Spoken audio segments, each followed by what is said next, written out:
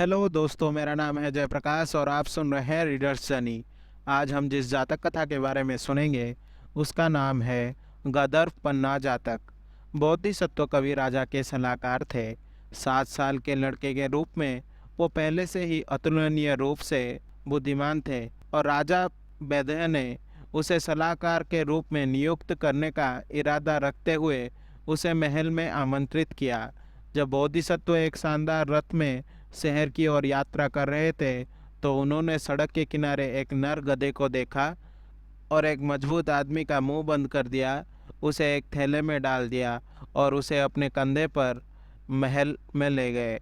बोधिसत्व ने शहर में बड़ी तालियों की गड़गड़ाहट के साथ प्रवेश किया और राजा द्वारा गर्मजोशी से स्वागत किया गया, जिन्होंने उसे कहा कि वो जहाँ चाहे बैठ जाएं।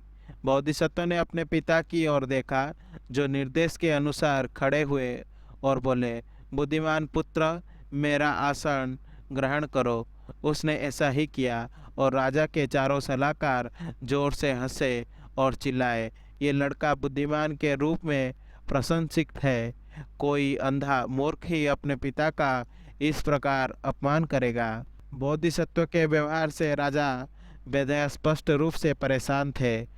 मेरे भगवान, बोधिसत्व ने पूछा, क्या आपको लगता है कि पिता हमेशा अपने बेटे से बेहतर होता है?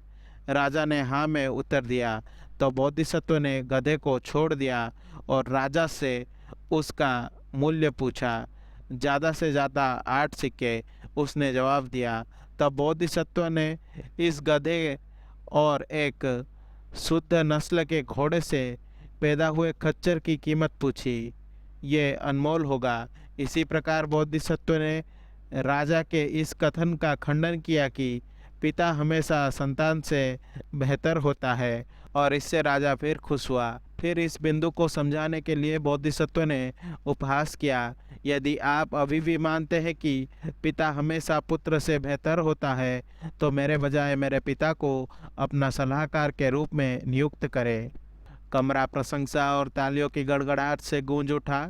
चारों सलाहकार को छोड़कर, जो इतनी अच्छी तरह से मात खा जाने से परेशान थे, उंगलियां चटक रही थी और 1000 फूल की माला लहरा रहे थे। राजा वैद्य ने न केवल बोधिसत्व को अपना 5वां सलाहकार बनाया, बल्कि उन्होंने बोधिसत्व के माता पिता को सभी प्रकार के आभूषण और उनके गांव पर अधिकार देते हुए उन्हें अपने पुत्र के रूप में अपनाया। ये कहानी बुद्ध के जीवन काल में। एक दिन बुद्ध के कुछ शिष्य उनके परम ज्ञान पर चर्चा कर रहे थे, विशेष रूप से कैसे उन्होंने ब्राह्मणों, तपस्वियों, चोरों, भूतों, देवताओं और बहुत से लोगों को विनम्र और परिवर्तित किया था। जब बुद्ध ने उन्हें इसके बारे में बात करते हुए सुना तो उन्होंने उन्हें ये कहानी सुनाई ताकि वे जान सके कि उन्हें भी अतीत में पूर्ण ज्ञान था। राजा वैद्य बुद्ध के एक बड़े शिष्य लालुदाई का पूर्व जन्म था, जो इतना शर्मिला था कि जब वो एक से अधिक लोगों के पास होता था तो बोल नहीं पाता था, और वो अक्सर एक बात कहता था जब उसका मतलब कुछ और होता था।